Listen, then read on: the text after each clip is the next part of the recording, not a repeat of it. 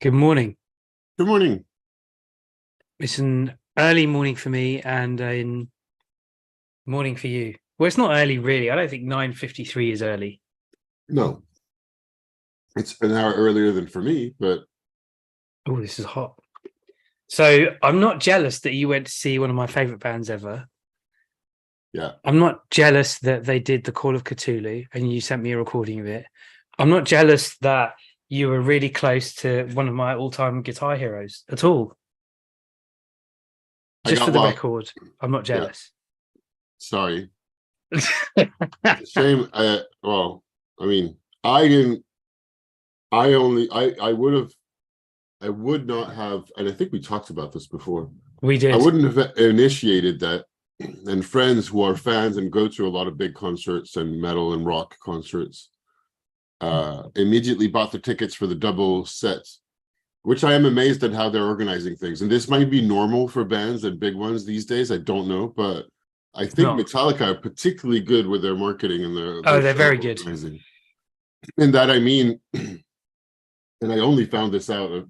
There's part of it I found out a few months ago, but part of it I only found out like last week, which was they released the ticket first to the fan club, and so one of my friends had access to the tickets then, Mm-hmm. before they went on general sale. But the deal is the first tickets to go were for both concerts. Mm-hmm. So as in we're playing two dates, different Mm-hmm. sets. Mm-hmm. Each date is going to be a mix of the new album and classics. Yeah. So to begin with, you're like, all right, well, it's a whole event. Yeah. And in addition to that, I learned that so the first concert was on the Wednesday, then Thursday is a holiday in France, and we're in the middle of a semi-bank holiday. So Thursday is a holiday, and then for a lot of people, it's a 4-day weekend because the Friday is off too. Mm-hmm. A lot of companies closed, so it's Paris, and the weather is nice, super busy. Mm. But on and then the second concert, the one I went to, was on Friday. Right. And I hesitated buying the tickets, but I was like, well, I don't know how much I'm not. I love Metallica. I used to listen to a lot of it when I was a teenager. I'm not a huge fan of big concerts in big stadiums, but I'd never been to the stadium here, or the big stadium. And and cash wise, it was a lot of money to go to both concerts. It is. And this was the cheapest ticket. Yeah. the general access mosh pit. Yeah. And even the stage design is super interesting from a marketing standpoint, from both a show standpoint. Well, and do a you know what? marketing We should standpoint. talk about Metallica's marketing. Let's go down this rabbit hole because I'm really interested to get your take on it. As I'm talking a little bit out of my ass, but so where I was getting to was just on Thursday. So Wednesday concert, Thursday in Paris, they had a big pop-up shop in the center of Paris. And they had events at the biggest screen, cinema screen. There was a recording shown of their concert. And at the same time, another event with other bands going on at another concert hall on Thursday night that was kind of like sponsored under this Metallica umbrella. Yep. And partner bars like the 304 metal kind of bars, the Hellfest bar. And Hellfest is the biggest metal festival in France and in Europe, and maybe one of the biggest in the world, if not the biggest. I don't know.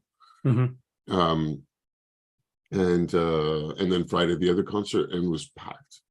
So what was your question? I mean, there's I have a a lot few more things to say, but no, I'm interested to get your take on it because Metallica's first album is 1983. Yeah, and the first time they mentioned the first time they played in Paris was in 1984. And wow, okay, yeah, and yeah, I was impressed. I was like, wow, I thought you started 40 years ago and you played just Paris already. Well, that's probably I don't know the chronology at all, but tiny little venue. But you, but still, they come from this. They come from the States. Yes, they do. Yeah, they right? do. Yeah, they're States. I had a sudden doubt. But he was like, no, well, yeah. I mean, Lars was Danish and then grew up in the States. It's all West Side San Francisco. But the I don't know the names and the history of the band. Oh, members. I do. Yeah, but the please. I should have looked beforehand, but I'm in the middle of. It's also a big weekend for us, as in my partner and I, because we're in the middle of a move. So it was, of course, well, packing thanks on for taking time Thursday. out. Packing on Thursday, the van rental on Friday morning, bringing everything over to my place, and then I abandoned her while she was unpacking to go to Metallica. Did you Have you had to give away books? I am in the process of. There's a lot of things I could have gotten rid of that I didn't get, but I will. We will talk about reorganizing, recleaning, what kind of new furniture we can or should get, etc., etc. Wow. Yeah, big deal. But good. Yeah, right now there's boxes and suitcases around me. I can imagine. Well, altogether it's okay. I actually, surprisingly, I had made space particularly for all clothes. So I had made space in such a way that wasn't visible in all the cupboards and stuff that I already have in the hallway and room. So it's amazing how much she was able to put away a lot of stuff, but there's still still a lot of work to do. As always. So when you say you listened to Metallica as a teenager, was you just listen to it then and then not again? So or kind of on and off? Honestly, I started listening to some yesterday, and I was like, I think I have some. It's like, and I do. I have multiple albums, but I had not listened to it in years. But they're not part of the bands I go back to. I would sooner go back to AC/DC, but I don't really listen to a lot of rock these days. But I also don't listen. That's just a thing that I started doing a few years ago, more than 10 now, actually, that I'm like, all right, I am not specializing in music, and I barely ever choose the music I listen to. I listen to playlists or the radio, but mostly Mixcloud playlists. I listen to a lot of 90s hip hop or jazz, soul, things with Brazilian or African influences. But yeah, that's and then some classical and opera. But so I do choose those anyway. It had been a long time so that I hadn't listened to Metallica. I didn't know half the songs. Well, I didn't know the songs from the new albums. I had been meaning to listen to it, but I didn't. It's surprisingly good. I heard it. That's what my friend John just said. So I was lucky that one of the friends who had all the tickets, his girlfriend had to work, so she could only go to the concert on Wednesday, and I was able to get a ticket, which was shortly after they got the ticket. It was very probable, and I just kind of put it to the side. Anyhow, great opportunity. So I'm glad I did it for the experience. I don't. Did you have another question? Or gonna keep talking? No, I was going to keep talking about their marketing. Yeah, it's really. What did you see about the marketing? So I know the sheer range of I know platforms, who's like a very known. The loyalty of the brand, like people are like massively loyal. I don't think that there are call them the Metallica family on stage when they're talking to people. Yeah, they do. The big four thrash bands, and even any of the big metal bands from the 80s. I don't think there's no other band that I don't think comes close. The big four were Slayer, Anthrax, Megadeth, and Metallica. So you call them thrash? Yeah, thrash metal. Those four, because the speed. I'm not. So maybe you're better at subgenre classification. Yeah. I'm really not. Was the night before I was talking to my girlfriend, and she was like, "So what is the genre?" I'm like, I don't know. I guess metal. I think sort of. I don't know if it's a subgenre, but it's like at the limit metal, between hard rock and metal. I think also sort of. It's traditionally, but I don't know how you split it out. So thrash metal is the very fast kind of playing. But if you listen to AC/DC, it's not that fast. No, it's not. But Metallica is fast. Their fastest songs. It depends. Depends. They've got a range. But their first kind of 4 albums, there's a lot of heavy, fast stuff. And then the Black Album, it changed everything because it was Enter Sandman, everything. And although what a lot of people don't realize is it was released the same year as Nevermind. So Nevermind came out, and so apparently, allegedly, the narrative is it destroyed the kind of fast playing, technical, heavy metal kind of playing style. Because we had it, even though it was released the same time as Metallica's biggest album, and Metallica are the only ones that kept going. And I think it's partly because, or managed to inspire such massive loyalty. And I think it's because of their clever marketing. Like I've got their their book, their kind of biography of Metallica. It's with amazing photos. They're on Instagram, TikTok. They're in Roblox, for God's sake. Yeah, I Can heard you about believe that. that? Well, I I'm know like, that they wow. work with people like me, and they work with one that is one of the Yeah. best around. A brand strategist, and I don't know And how long he works with them, but anyway, they surround themselves with communication, like really, really high level they're communication professionals. It seems like I know at least one who is really, really one of the best. they're very, very good at what they do. Now, it also helps that they're world-class musicians, and Oh yes, they're of very course. good. But Some Kind of Monster came out almost 20 years ago, and that was like a proper film of them falling apart. I remember watching it in cinema going, holy moly, What was what that? am I I didn't see watching that. here? I think that was Yeah. probably what they were screening. I don't know. Well, no, right. So my sister and I, we went to the day the album was released. They had a global play through of the album, intercut with loads of commentary from the band about each song Wow. and a video of each song. So we went to that, and it was really good. It was really well done. You were listening to the songs, watching the videos, hearing them talk about the songs and the themes of the album.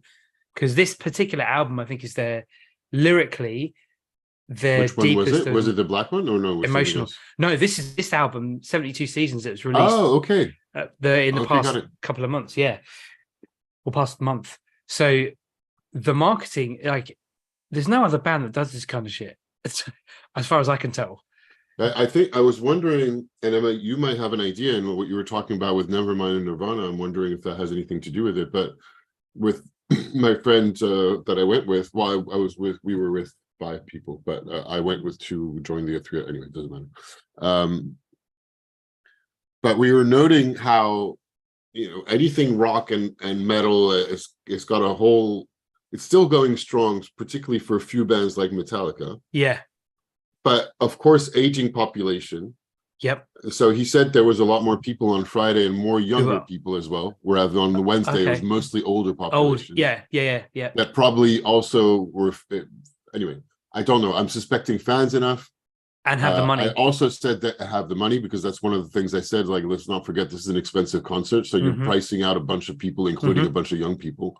But generally speaking, while rock and various types of hard rock and metal are still going, the seems to be of lesser interest to a younger population unless they're brought in by others. And he was mentioning the fact that his children or other young people and I think he was asking me what my nieces listen to, but there's a lot of younger people that listen to older bands, it seems like. And I've heard a bunch like talk about Led Zeppelin or talk about Jimi Hendrix or but much less, it seems, might talk about AC/DC or Metallica.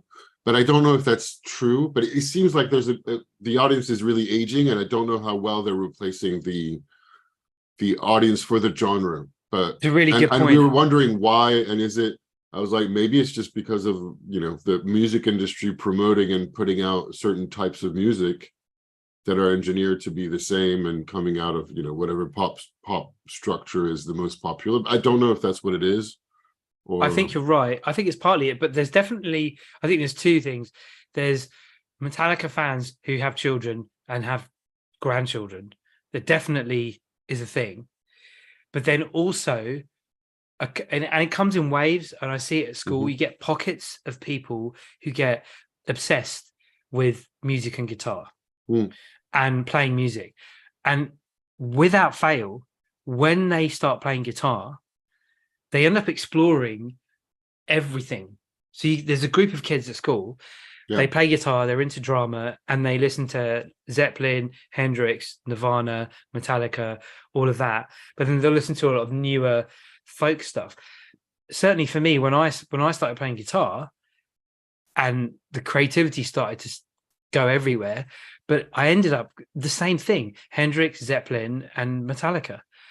And it's a very common theme. We had a day where we could wear our own clothes in school last week, and I went into school and I had a Boys Get Sad 2 t-shirt, which I think is a really cool brand, but I was wearing jeans and a chain, like, and a a couple of like younger pupils came up to me and like they were wearing Nirvana t-shirts, like the smiley face. I'm like, Yeah.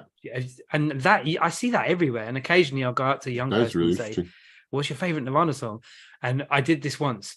I went up to a girl wearing a Ramones t-shirt. I think you told me that one. That was good. Yeah, what's your favorite Ramones song? She's like, I don't know. I just like the t-shirt. I was quite annoyed, but inevitable.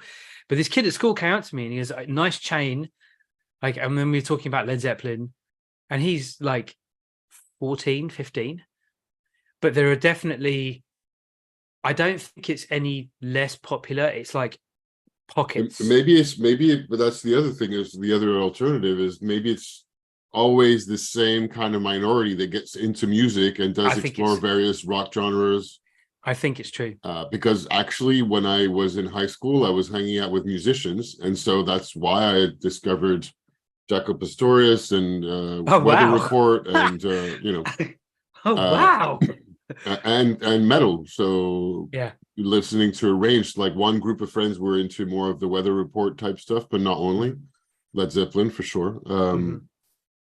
And I hung around musicians, and then I had a couple of other friends, some crossover that are more into Metallica and Slayer, other metal bands. Or I'm saying metal in general.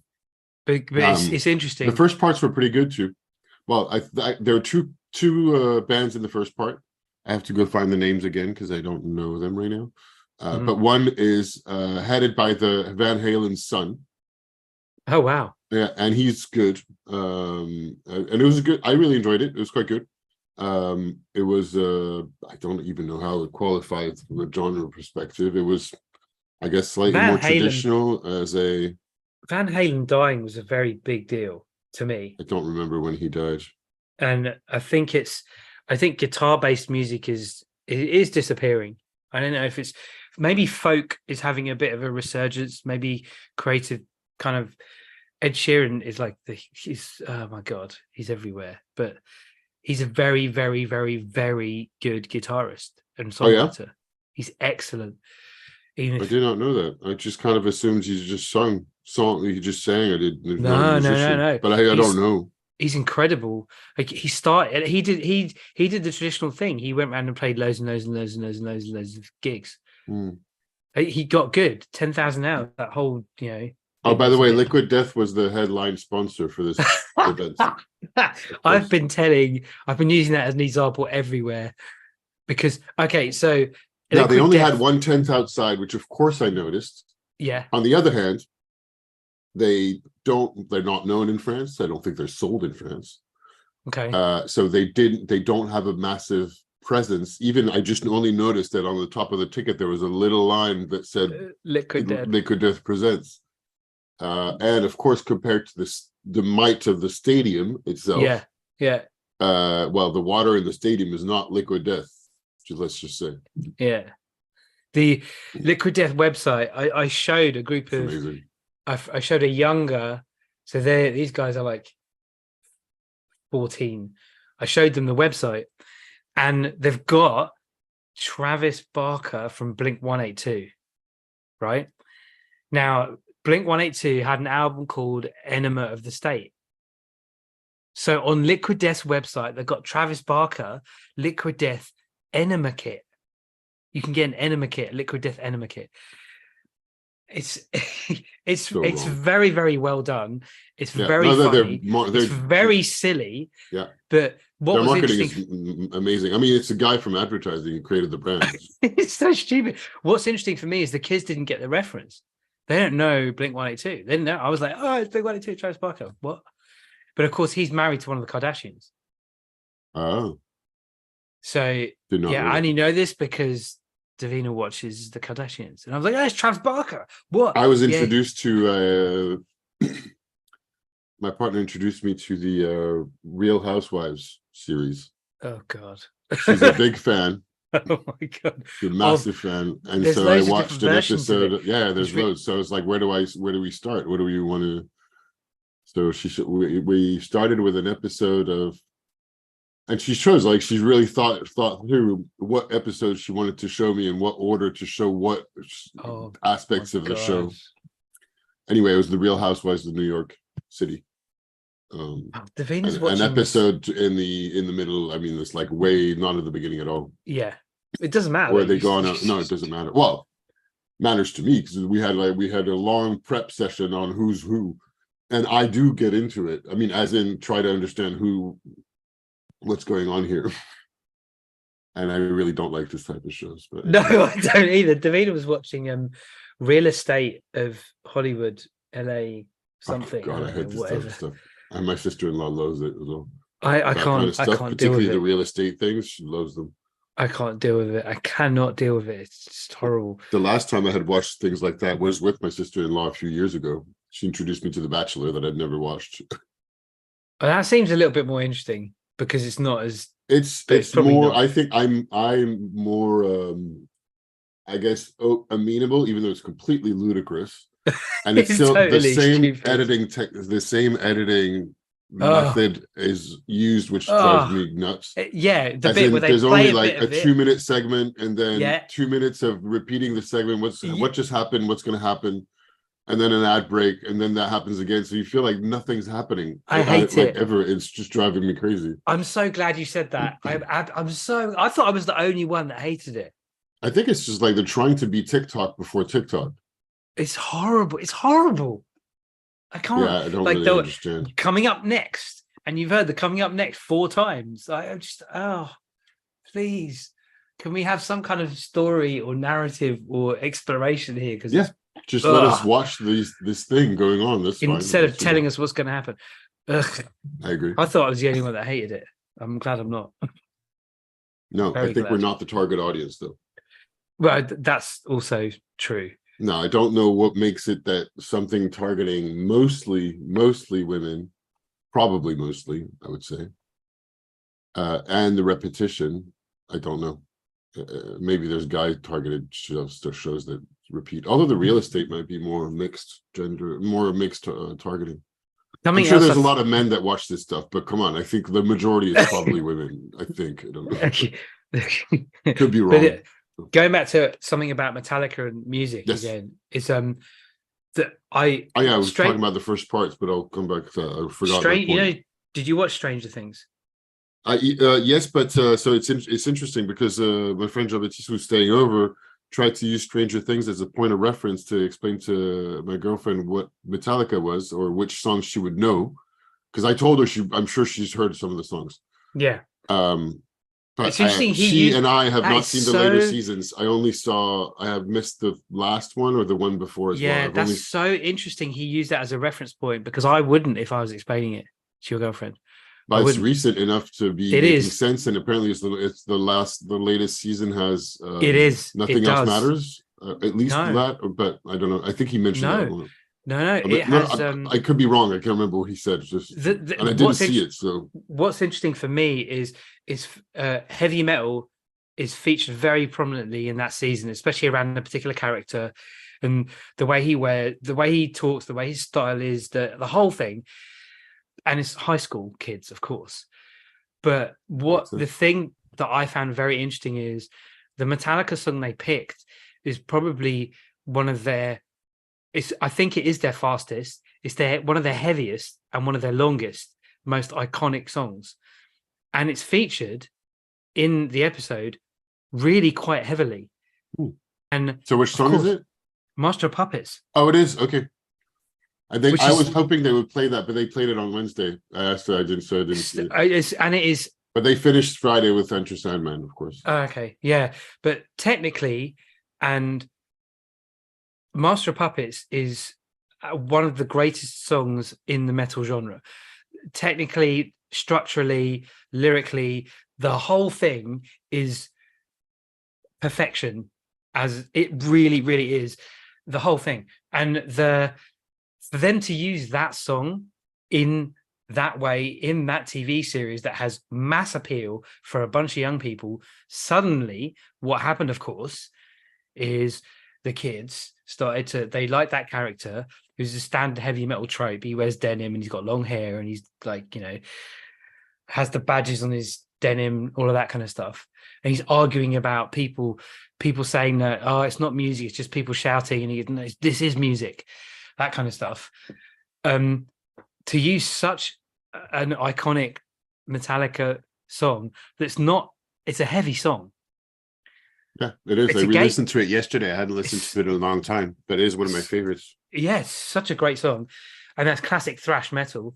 Loads of kids would have heard it and then would have gone, oh, okay. And they would have that would have been an access point. And Metallica are very sharp on their marketing. There's videos of them going, we love music, we make music. However you find our music, we don't care. Just come and enjoy it.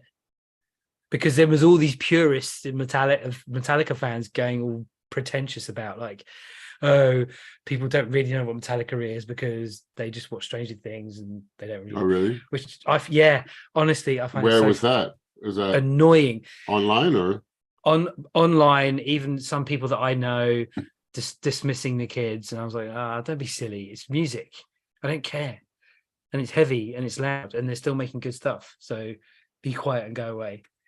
And the kids getting into it. Great. I think it's awesome. Yeah. Yeah. And it's the whole thing arguing what is and isn't music is not very interesting to me and kind of boring. I know. Me too. Because they're fantastic. They're really, really amazing musicians. And so then the second rapport with the crowd, what he does with the crowd is amazing. Oh, so actually that's a good segue to talk about the stage. Yeah. So it was the first time I went to this kind of stage as well, which is also, I think, from a marketing standpoint, a really good one in terms of segmentation. Now, I don't think they're the only ones to do this way, but it was very well done. But also the first time I go to this kind of thing, because I rarely go to big stadium concerts, but the stage was in the middle as a ring. Mm-hmm. So you had the general access most of the people and the cheapest tickets, which were still very expensive, by the way. They were 110 euros. And that's 110 euros of the first price, first sale. Yeah. And then they became a little bit more than that, I think, between that and 150. And that's like everybody around on what would be the grass of the pitch, right? Yep. And then so it's a ring, because inside the ring, so that's the mosh pit. Inside the ring, there's the snake pit. Yes. Just 3 times the price. Yes. And then you have all the stadium seating. 2 rows. There's 3 levels to the whole stadium. The 3rd level was closed, but the 2 others were full, which is already a lot of people. So sat down, the stadium, the Stade de France can have 80,000 people. So without the 3rd ring, I don't know how much that is, 60 maybe. But I don't know if the number of people standing in the middle were the equivalent of the people sat on the sides, but it could be there were anywhere between 70 to 90,000 people. Yeah. There was less. And then you've got all the other infrastructure that goes with it. So all the infrastructure. So you have the circular ring, and then the big tickets so there's 8 columns with like big screens. Yeah. And each one of these columns had a little balcony that was at the same level as the stage, so you're just above the rest of the crowd with a chair, and you're just right by the like you look overlooking the mosh pit. And those tickets were like 3,000. Wow. And there was just like, maybe 5 people per column. That was impressive. And so one of the friends the guy I didn't know who came from South France is a massive fan, so he really wanted to be at the front.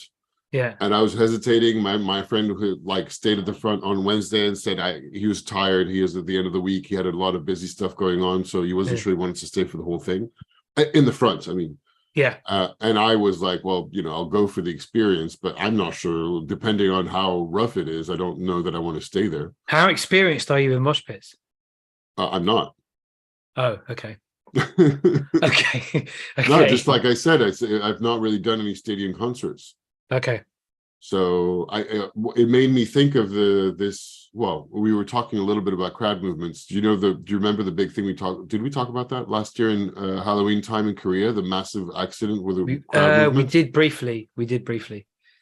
So my partner's really freaked out and like very scared of this kind of stuff, crowd movements. and doesn't particularly like crowds in the first place. But there's it's full on, scientist in France that has a YouTube channel about studying crowd movements as non-Newtonian physics, which is super interesting. Wow. He talks that. about the different levels of density of crowds, and at what point does the movement start changing, and how to behave in the middle of a crowd if there's a movement, etc.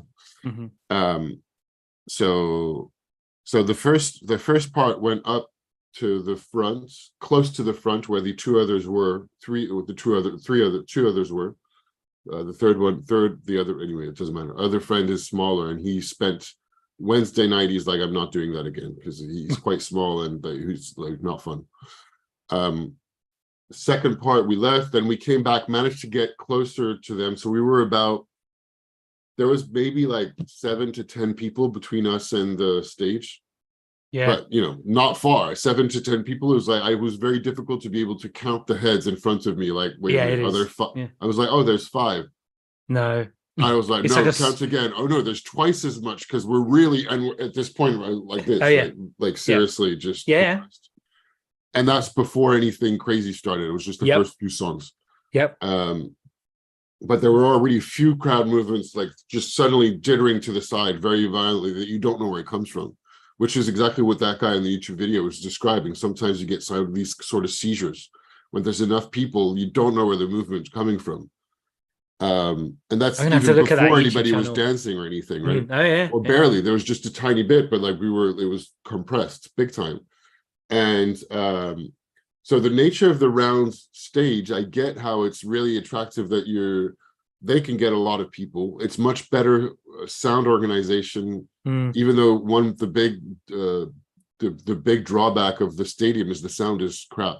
There are places where you walked out of the sound revolved around and it just like made it really bad. But anyhow, but the promise is you're going to be able to see wherever you're sat, you'll be able to see the band up close, closer. And even, for example, the battery changes position 4 times during the concert. Very clever. So and they move around, they're always moving around. Very clever. Which is super clever. However, did they have multiple mics around where he just walk up to the mic? Yeah, they had like 8 mics spread out inside and outside the ring. They're pros. No, they're from a stage perspective, superb. And you could see the difference between the first parters, who are clearly not used to having this kind of stage, and is really challenging for them to move around, relatively, compared to Metallica, who are really good, but being very close to the front, being very uncomfortable, and I couldn't see anything. I could not see anything. I saw one guy come around and he would just like stay there for a minute, and then, you start hearing a guitar solo, and I'm like, I cannot see at all where he is. I can barely see the stage. And if one of the band members comes close to where I was standing, then you have a whole arm, like everybody, like this, of course, but phones. And there's only one time where the guy was getting close, and at exactly the same time, crowd movement, everything was moving to the side. I managed by miracle to get a relatively good shot of him. You did. Band member. But it's funny. It's one of those photos that is like a 1/4 second movement, and the photo goes like this. Somehow I managed to get something decent. But I was like, all right, I'm not pulling out my phone again. One, I can't see anything. So after a few songs, I was like really uncomfortable. I know it's going to get worse. I am like just only in people's sweat and people's armpits, and I am tall. And there were a lot of people that were taller than me, people that were smaller. I don't know how they do it. There were already people stage crowd surfing. I'm 6'1". Okay, so it's a good 6 inches taller than me. Did you say crowd surfing? Yeah, they were crowd surfing. Yeah. Well, yeah, crowd surfing. Yeah. So there were people crowd surfing around, which was fun. So good atmosphere all around, right? But I was like, yeah, I've had enough, and I can't see anything. I literally cannot see the band members. Okay. So when I moved back, and I was very happy to move back because, you have more space, like the crowd thins out. But from afar, I could see the whole stage show. That when I'm right up close, I couldn't see anything. Except for waiting, that they turn around the whole stage and then they stop there for a minute or two and then go around again. So yeah, I actually quite preferred it from afar. I could see the band members even if they were far. Back in the day, just listening to you is very funny because it just reminds me of just the first kind of mosh pit I was in. I'm still about 18 or 19. I think it was Machine Head at this tiny, relatively small place. And I didn't have contacts then, so I couldn't see anyway. I was just, Funny. I was feeling the music through everybody else going mental. So and I've been in much smaller venues, but I've not done that many concerts to begin with. Mm. And I've not done that many rock or hard rock or metal concerts. They're a whole different ball game to every other Um, concert you can and we left just before, I can't remember which song it was, but it was pretty like punchy, energetic, big time. As in, I think at that point the crowd would have gone like pretty wild. So I'm glad that I wonder what song it was. when we left. I would have to find it again. No, that's maybe Creeping Death. But I want to watch that YouTube channel about the crowds now because I'll send it over to you. There's a couple. One that he did as a TEDx talk. Oh, did he? So he talks in French, but it should be, maybe there's subtitles, or maybe there's a video in English. But there's one that is amazing where he demonstrates what he's talking about of crowd density with cherry tomatoes. And it's really well done. He's like, I had this idea of like, illustrating things, and it was like, what should I use? And he saw a promo on cherry tomatoes, and so he was like, all right, I'm going to use that. I guess you can squash them close together. They move, and anyhow, it's super interesting. I've got a couple of stories about mosh pits. So I saw Rage Against the Machine. This is probably the best concert I've ever been to. It was a relatively small venue. It was Rage Against the Machine, relatively small, in the middle of London. The venue doesn't exist anymore. Tottenham Court Road Station has just been revamped, and it's not the Astoria. Oh yes. And I crowd surfed to Know Your Enemy. Wow. It wasn't for very long, but it's honestly so disorientating. Actually, when I saw the people crowd surfing, I was like, I don't think I want to do that. To be fair, plus you probably end up far or by the security guys. I don't even know where, I couldn't even tell where I was. So that story one about a mosh pit, sidebar to the story about a mosh pit and being picked up. On Friday, it was the last day for my year 13, so they're like 18. They're all 18 now, and I rewrote Clint Eastwood by the Gorillaz, mentioning them all. Usually, like a little roast or a little poke or a little like cheeky comment about them. That's funny. And it was the most difficult thing I've ever done because rapping is just, it's difficult, that song particularly. So afterwards, they're all bigger than me. There's like five guys, five of them. They just pick me up. They pick me up, and this happened before with sixth formers. They've picked me up before. So they pick me up, and I'm like, okay, so I just pretend to be smoking as they pick me up, and then they turn me upside down. They actually turn me upside down. I was like, mind my glasses, they're gonna fall off. My glasses fell off. Pick up my glasses, and then they turn me upside down and put me down. I was like, okay, wow, yeah, and there's no malice, it's just teenage boys, and I really don't have a problem with it. It's because they're so overwhelmed with emotion, they cannot express it. That's the only way they can express it. So it's so that was a sidebar. But the second mosh pit story, which I think would probably freak out your girlfriend. I saw Faith No More in Cambridge at a venue called the Corn Exchange, and we were standing there, we're all crushed together, we start jumping around, whatever. I don't know what happened, but there was a point where I could see my feet and the ceiling at the same time. So, and I actually had the thought, I'm going to die. I actually thought, I've had that thought. And I didn't, know that obviously. On Wednesday, but so that sounds kind of scary, but you're only hoping that some people are watching out for you, because otherwise you just couldn't. No, there are informal rules of the mosh pit. This is the thing, right? And heavy generally speaking, there are. I mean, like, so Jean-Baptiste told me on Wednesday, there was a woman that was smaller that was around, there was a movement, and he was like, well, it was a bit rough, but I picked her back up because I could see her going under. Yeah, you do. What's So, interesting for me is that with heavy metal and hard rock and that kind of genre of music, and generally people are very like really people are nice. really good. Yeah, People are they are. really, really good. There But was when you hear about concerts with other genres of music, and I do think it's a genre of music thing, I agree with you on that one. Yeah. people are idiots. Yeah. People are stupid. Oh well, there And was one that's where the thing that was problems very happen. idiotic, which I still don't get until it's just like, what the hell is this? And I was the same because he told me beforehand, but I saw it. So Yeah. all the drinks, and weirdly, still don't understand that part either. So all the beers were sold in Plastic. hard plastic Yeah. glasses. Yeah. Yeah. All the soft drinks were poured into cardboard cups. So I don't know why the difference. Go figure. But That's weird. all Okay. of it is weird, and they don't let. So just anyway, these are the French rules. So the French rules, and the amount of police around the area. I mean, it's very Yeah. French. Yeah. We're in a police state, so it's, well, I mean, some people would disagree with him, but let's say increasing police powers and scary riot police everywhere that there's any kind of crowd. Yeah.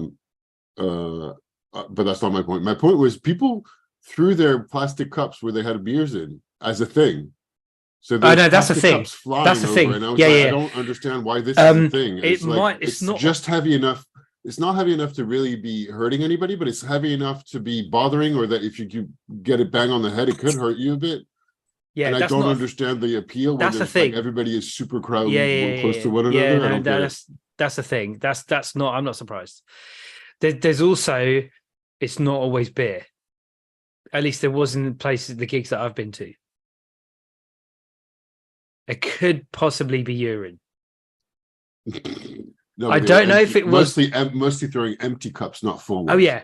Well, there's full ones. There's empty ones. There's I've definitely. not seen any beer. empty full cups being thrown. They were only throwing empty cups, thankfully. I've seen empty cups and full cups. Oh well, I've seen that. Yeah. I mean, full cup of urine is not cool. That is disgusting. it's. I don't know if it was urine. I don't know. I think the Heineken they were serving is not far off, but still.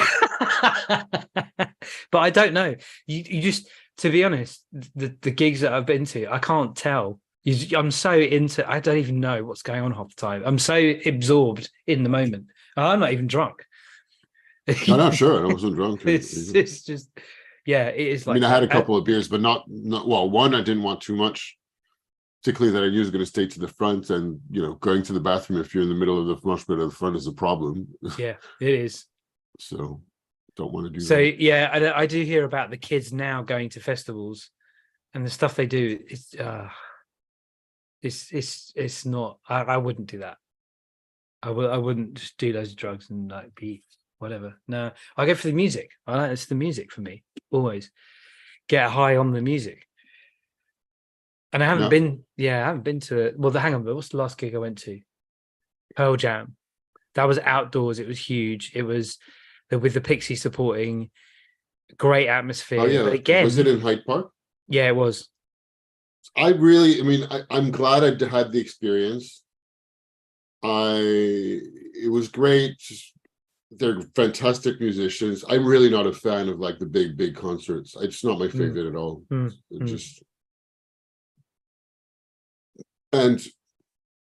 But I also know, and I'm very clear that I'm very glad I had the experience. I'm glad to have seen those friends, a couple I hadn't seen in a really long time, that I don't really stay in touch with, and that I wouldn't have done it myself.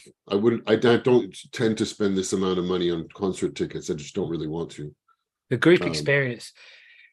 Yeah. There's something we did see. Oh, clearly there's a massive group experience. This is like it's religious in nature. It is, isn't it? I mean, I think it's a how do you call it? I was thinking temple, but it's not temple. It's like a congregation. It's like a cathedral. What are you thinking? Pilgrimage. There's got to be another word. It is. But there's another word I'm thinking about, but it's a group for sure experience. I mean, everybody with their Metallica t-shirts, calling out to the Metallica family. He started out saying, well, we're having a great evening celebrating life. And you're like, this is religious. It is religious. It is. I mean, religious is, I don't know if it's the right term, because it's not a religion, maybe? but it's everybody going to the temple of Metallica, and having the same shared experience as a group, and exactly. So yeah, I for a hot second I thought about my friend had gotten a T-shirt on the Wednesday night. For a hot second I thought about, oh, maybe I'll get a T-shirt, an overpriced T-shirt. But given the queues in front of every Yep. single one of the sales outlets, there were a lot. Yeah. And I was Merchandise like, is huge. I cannot be bothered to queue this much. I think I can probably buy it online. I get the probable experience of getting it here is a thing, and it costs a lot of money. I'm not enough of a fan, and I'm not enough of a fan of. I mean, I like a lot of things, but yeah, I mean, it's also, I think it goes together with me saying I appreciate music if others are going to invite me to do things, but I do initiate some stuff. I mean, I went to see a jazz concert, but I'll probably be more likely to look out for jazz artists and small venues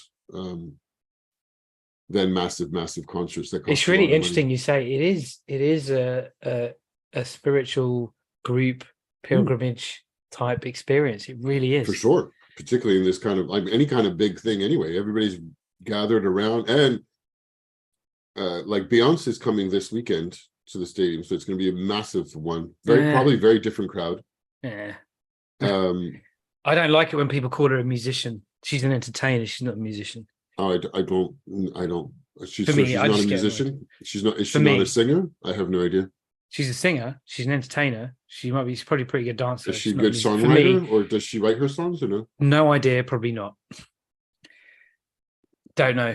I don't know enough about her to say where I was going to go with that one. Is I wonder, and I have no idea, by the way, because I really honestly don't know, if the same portion of people attending that concert of hers, because she's one of the biggest, if not the biggest artist in the world, will be wearing T-shirts of hers, as many as the Metallica wearing T-shirts of Metallica, with as many stands selling merch. I don't think so. Probably, but I don't think so. I have a feeling she's so broad in terms of her audience, like as in everybody. She's extremely popular. But yeah, I have a feeling not as many people, because it's also not part of the genre, I think, right? And the subculture. No, I can see someone wearing. If I see someone, could be wrong, but I don't know. No, if I see someone wearing a Metallica t-shirt, I could go and start a conversation very easily. Oh, and of course, there's been, like, for the last 3 days in Paris, being very busy with tourists, because it's nice and it's a holiday in France, and there's a lot of tourists. Just generally speaking, it's out of control, the amount of people that are here. So many with Metallica concerts t-shirts. I saw some this morning going to get bread at the bakery before the call. Yeah, I could. There's something cool about that shared kind of understanding of whatever. And I had a yoga class on Wednesday, and there was only one other person in the class, and she showed up with a Metallica t-shirt. So I was like, "Oh, you're going to the Metallica concert? I'm going too." She's like, "Oh yeah, I'm going too on Friday." Oh, that's so great. Chatting about Metallica with a yoga teacher. But funny. It's funny you say this, because you'll like this from a marketing point of view. So all my shoes are barefoot shoes. Right? Barefoot? Yeah, barefoot shoes, very flat, big. Like I think is it a brand or is it a type of shoes? Vivo Barefoot. Barefoot is a type of shoe. Vivo Barefoot is the brand. Okay. And all your shoes are. Yeah, the only shoes I wear are those shoes now. Oh well. Unless the only time I don't is when I'm doing martial arts indoors with a pair of trainers. And when I wear other kinds of shoes, I just feel weird. I've got so used to wearing these shoes. I think my ankle strength has improved, my knee strength has improved, my posture's improved. I think the whole thing. I should check them out. Send it over the link. I might have a discount code. But please do. I was walking along, I saw someone else with a Vivo Barefoot brand shoes, and I actually said to him, cool shoes. And then I put my foot out and pointed, and he looked at me and nodded. And I was like, this is so sad. On the one hand, it's really sad. On the other hand, it's no different to me talking to someone else like, oh, Metallica. Yeah, just it communicates. It is. It's brand love and brand strategy. It's completely like, oh, okay. So, and it's funny. It is really funny. It's that I'm kind of embarrassed telling that story, but I would do that with Metallica, with someone wearing, And now, of course, from Stranger Things, people are wearing their Hellfire Club t-shirts. And I'm so tempted. At some point, I'm going to go out to someone who looks just stereotypically not like a Metallica fan, and just go up to them and go, "Oh, what's your favorite Metallica song?" I did do this in class with a kid once. I got all pretentious. Who and I had a asked him, Metallica t-shirt or a Hellfire Club t-shirt? No, And I'm guessing Hellfire Club is the band or the club they have in the show? It is. And they all play Dungeons and Dragons, the Hellfire Club. That much That's what they do. Because I watched the first season, but So this was, I don't know how we talk about random crap in my lessons. Something came up about Metallica, and this kid said he likes Metallica. I was like, "Oh, really? Really? You like Metallica?" I said, "What's your favorite? Let me test you. What's your favorite album?" And he said, "Oh, Justice for All." I was like, "Oh, okay. Maybe you know your stuff." And I said, "Okay, then fine. What's your favorite song on the album?" Expecting him to say One or something, and he went, "Eye of the Beholder," which is an obscure Metallica song on the album. And I was like, "Oh, okay. Full respect to you for actually knowing some stuff about Metallica." Well, that's and that's people can get like that, but brands. It's funny. We had there was a kid. So it turned out that my friend JB's, who was their stepsister, Right. Was there, and I hadn't seen her in many, many, many years. Actually, I hadn't seen her since before she had children. She has children now. And the older one is 10 and a big Metallica fan. And so they were spending the weekend as a family in Paris. Wow. And so we went to meet them on the Friday afternoon for a coffee. But JB says he's going, but it's a surprise. We're not talking about Metallica. But there was like conversation over flying because they were asking about what time they should be going, and they were texting one another. So we were basically feelingly talking about the concert without the kids guessing, which was entertaining in the first place, but half confusing because there was no code beforehand exactly on what we were talking about. Oh no! So it did, but it didn't last for long, but it was entertaining. And so they had a seat in the they were sat down, but anyhow, Jean-Luc just wanted to get a photo with him, and I didn't really talk to the kid. He seemed to be nice, but JB told me you could ask him these questions and he will know, and he knows the songs by heart. He knows the albums. Wow. And really well for a 10-year-old. And I think, and he was like, the parents like it, but I don't know that they're really big fans. So I'm not sure where it comes from exactly. That's really interesting. But he seems to have, they must have heard some. But then he seems to have completely developed the liking and wanted to really go explore further. It's not like he was force-fed Metallica. I don't think.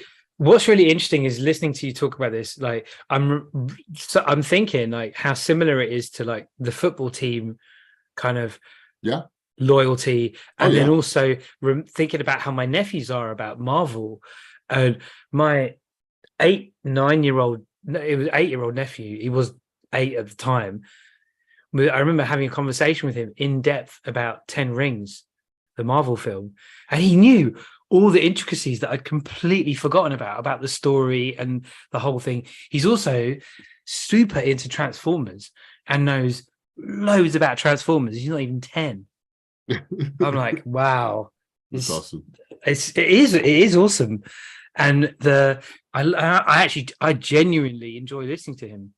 But the depth with which he was talking about the Marvel stories, I thought, wow, that's impressive. Well, there's something about stories.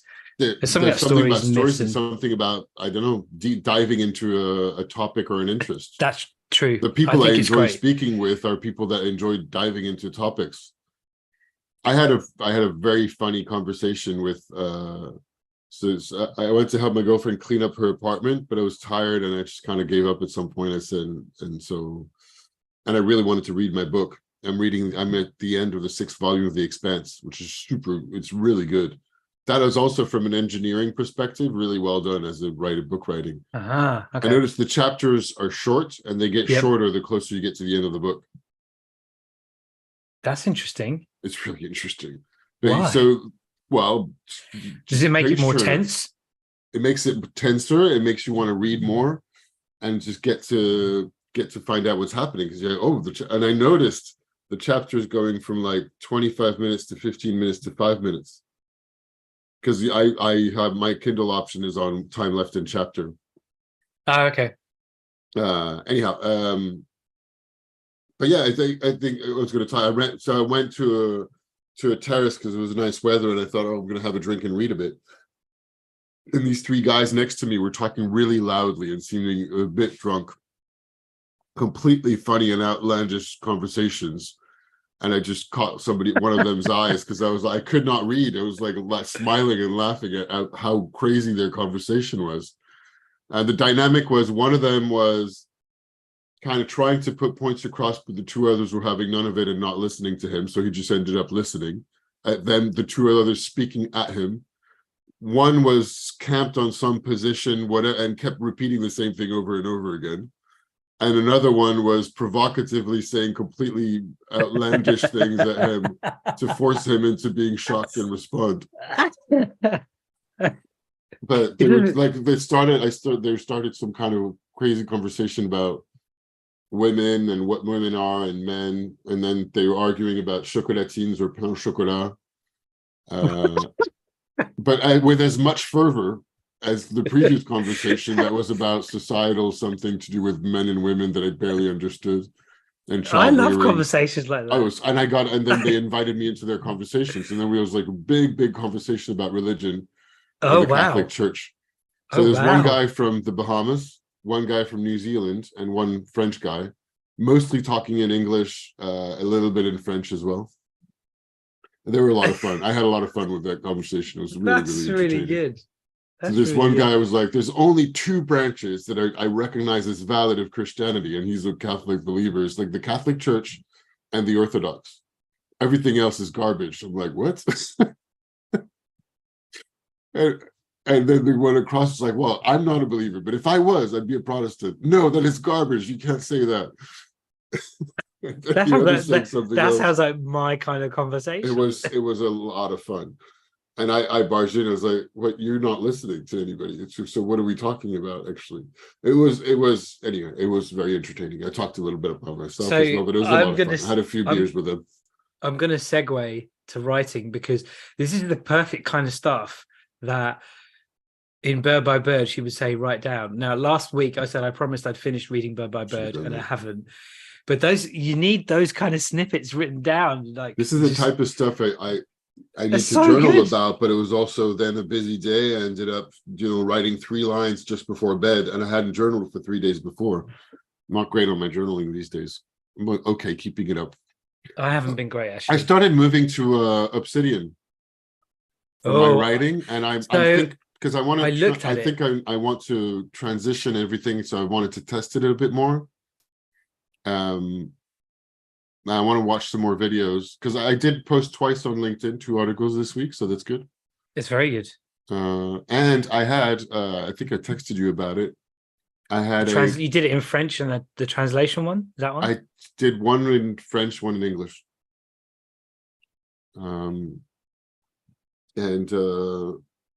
Big stuff about IA, by the way. I don't know if you read the article I posted, but there was a lot of stuff in there. It was crazy. I watched Yuval Noah Harari's latest talk on at Frontier Foundation on AI, and him saying, like, just to be clear, everybody, this is an arms race, and it's no less than their weapons of mass destruction. And the same week, it was the big congressional hearing from Sam Altman, the CEO of OpenAI, and the Congress going, this is really refreshing to hear somebody, because he's calling for regulation now. And that's what Yuval Noah Harari is also saying, like, you need to stop and regulate to give it a chance to slow down a little bit, a tiny bit. Because and this is the same kind of stuff he was talking about to do with algorithms a couple of years ago. So he's still on the same line. Yeah. But he's also just saying, like, do realize that the dangers we're talking about are not the Terminator pressing the button and killing us, because we keep thinking of AI as robots and physical. Well, that is literally what I was thinking, Terminator. Yeah, but we don't. He's like, Skynet. The AI doesn't need to be either as sophisticated or physical at all. It's like we create our stories and our civilization through language, and AI has language. And if it's smart enough, it can get it into any network. And any network means the global financial money, because most of it is numbers on a screen. Skynet, yeah.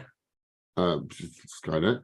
But even then, he's just like, remember what if we consider the current algorithms that Facebook or TikTok use as extremely primitive forms of an artificial intelligence, they're able to influence people on a massive scale to change an election. And it's not they, because it's not coming from them, but it doesn't matter. It has a massive implication.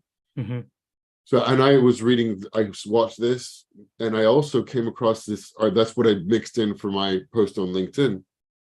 I came across this article about the super dodgy gray area industry of dating profiles and people working for dodgy dating apps, incarnating fake people chatting to strangers. So their job, and it's really, really underpaid, is to pretend to be people in a dating app, to get people to pay, and they pay per message or pay for whatever. Wow. And there's many, many, many of them. So they're preying on both sides. They're preying on people who are kind of desperate and absolutely need to make some money. And there's the stories of the anonymous people talking about how they found out about this job that is like one rung grayer or in really gray legal area, legally allowed, because there's T's and C's that says kind of like there's misleading text in the T's and C's that talk about what the profiles are. They're not saying they're going to be employees, but they kind of imply it. And preying on people who are desperate for a connection, an emotional connection. So one, with the AI and even just ChatGPT, nearly as it is right now, can replace that.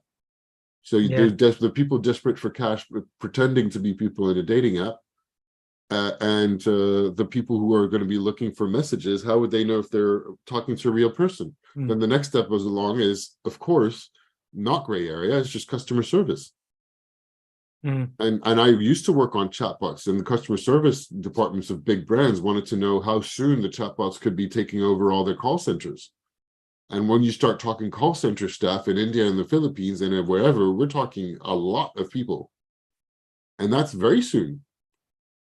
So some of the stuff that Harari talks about is people losing their jobs, all that kind of stuff. We all that, but right ago. now in this talk, he was saying keep research as research. You can't release this stuff to the general public like ChatGPT has done. You shouldn't. In the same way that biology and microbiology might research viruses and diseases, they don't research it by releasing it to the general public. They research it in a lab. So you should research the artificial intelligence in a lab, not release it to the general public until you know what you're doing. And right now they don't know what they're doing. Most of what ChatGPT does, they don't understand how it's doing it. But the artificial intelligence doesn't need to have much more. And also, I mentioned, because the dating profiles thing, right now they're stealing photos. They're probably using models to model as the person in the dating app. But Midjourney does photorealistic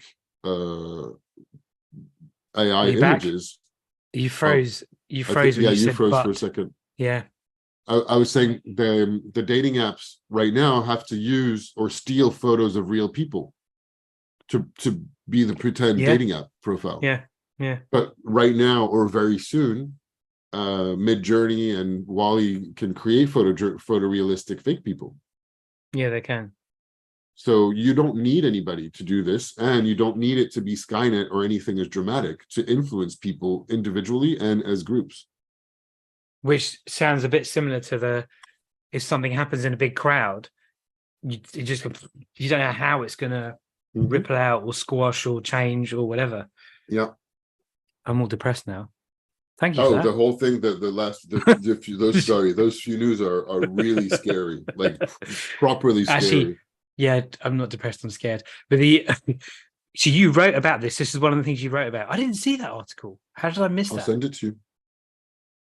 No, but I'll find it on LinkedIn on your profile, right? And then I will just put a comment on it. And where I was going with this is, it seems like the regular posting is paying off insofar as somebody contacted me about a job. They did, didn't they? And I had a phone call about it, and I'm going to have a long interview on the 1st of June. I That's don't know if great. it's going to work out. It's something I want, and I No, did not but expect to. But I it's thought, moved. okay, it's good It's moved the practice. It's dial. moving things. Yeah, It's meeting people, so that's good. that's It's great. really good.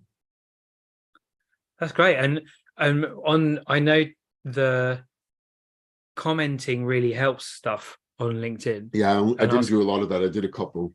well, I'll do that for you. I should do more. And I'll ask an intelligent question as well. Oh yeah, Because sure, please, yeah, comment. I probably need to, well, I don't know, tag people. I was talking about LinkedIn with the same friend Joe Baptiste, who was like, well, there's also seems to be a thing about posting a lot more selfies on LinkedIn. I was like, really, is that a thing? And then the day after, I noticed that there was a lot of people posting selfies. This particular week was about mental health Mental awareness Health week. Week, it was, So yeah, everybody we had was a whole having bunch of school there's that thing I had noticed about having more and more heartfelt, open, and not just this week, but in general. on Like, LinkedIn. well, yeah, on Reels LinkedIn, which live. I don't know, I'm in two minds about. Not that I understand everybody's got mental and emotional struggles, but I'm now like, do I need to talk about that on LinkedIn now? You I see, don't know. It seems like it. you make a really interesting point. I've never talked about the stuff that I've dealt with on LinkedIn. LinkedIn has been purely professional, teaching, spreadsheets, data, Yeah, mostly teaching now. I write about my Instagram. I'll talk about fertility, infertility, fertility treatment, cancer, whatever. And I found it very easy to think of it in terms of platforms and the style of content that's coming up. But I don't think I would. I don't feel like it's relevant to talk about it on LinkedIn that's kind of my thinking, personally. but you know, We'll see. This stuff about AI and the algorithms, the I sometimes Davina and I will compare Instagram feeds. It's so interesting looking at how yeah, I'm sure. different they are Yeah, and I'm sure. how, but it's not just a difference. It's as if it's speaking to me or as if it's speaking to her. Oh, it Hers is is for sure. full of like recipe ideas and makeup and some gym stuff. Mine's like guitar, music, tattoos, the odd That's why workout I thing, barely ever use it. I posted stuff and from dogs. Metallica, but I just post I occasionally, noticed that, yeah. but I rarely browse because I don't know. Doom scroll. It does. It's I designed do. to I've replaced that behavior. I do it on Reddit. the what's it called? The front page of the internet. Mm-hmm. Yeah, we talked about that a little bit, I think. Reddit's kind of an interesting place as well. But this, Yep. you really are making me think about like the writing, the stories, we have this need to connect into some kind of story, narrative, whatever. And if AI produces that for us, what then? Yeah. Wow. So I recommend the video from Harari. It's worth watching. No, cool. Yeah. On a And yeah, light, it seems like I should do more shorter posts on LinkedIn, but I have a hard time. I end up always having some complicated idea, and I limit myself to the amount of characters I'm allowed in a post because nobody reads articles in LinkedIn. I looked at my stats a little bit. It was interesting. So compared to Jean-Baptiste was telling me, but he talks about stuff that are very topical, and his job happens to be extremely topical because it's talking about environmental and CSR coaching, which is super topical in all kind of business areas. To talk about, how do you do a more sustainable business, a more sustainable communications, stats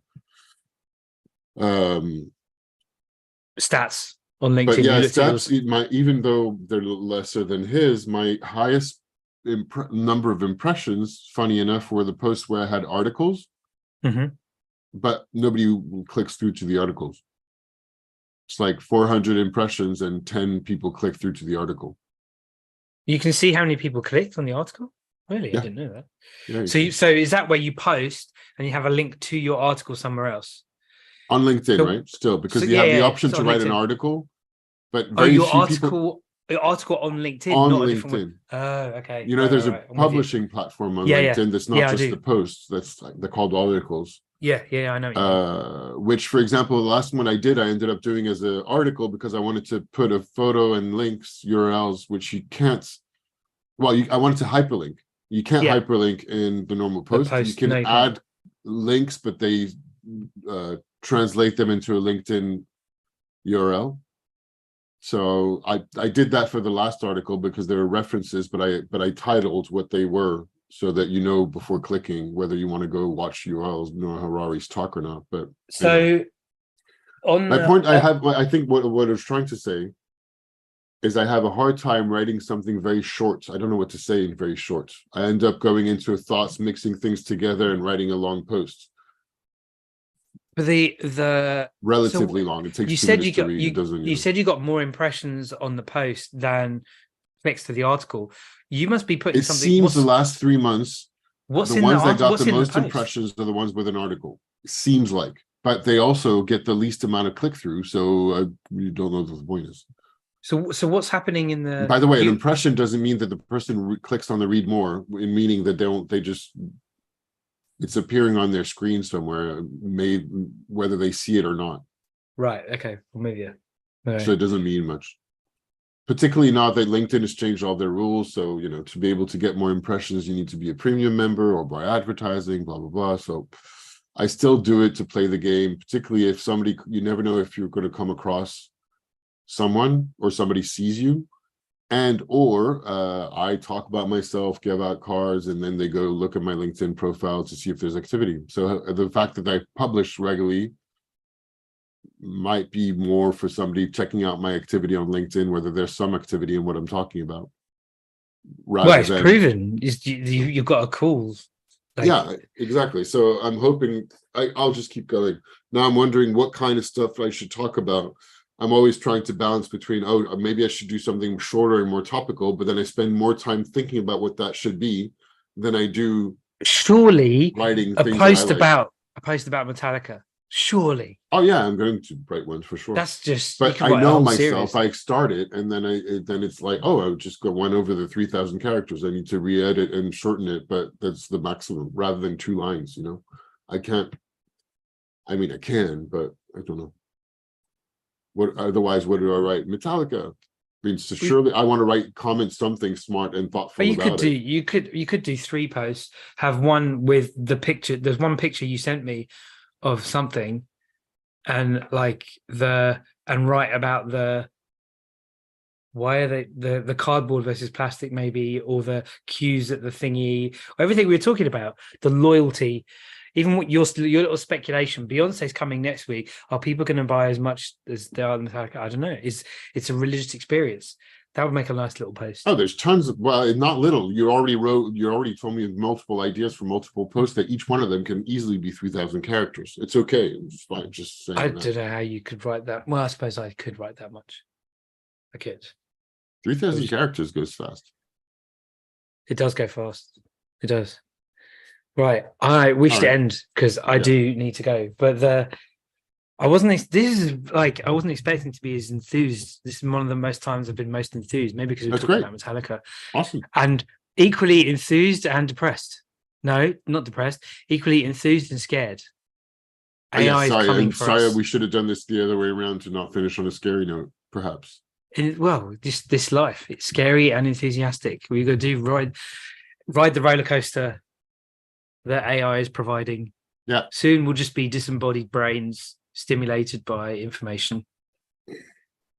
Actually, to finish on a different note, The Expanse is awesome. And as I was reading stuff about AI, noticing that there's nothing about it in The Expanse, which is interesting. They made the choice of there's nothing about it.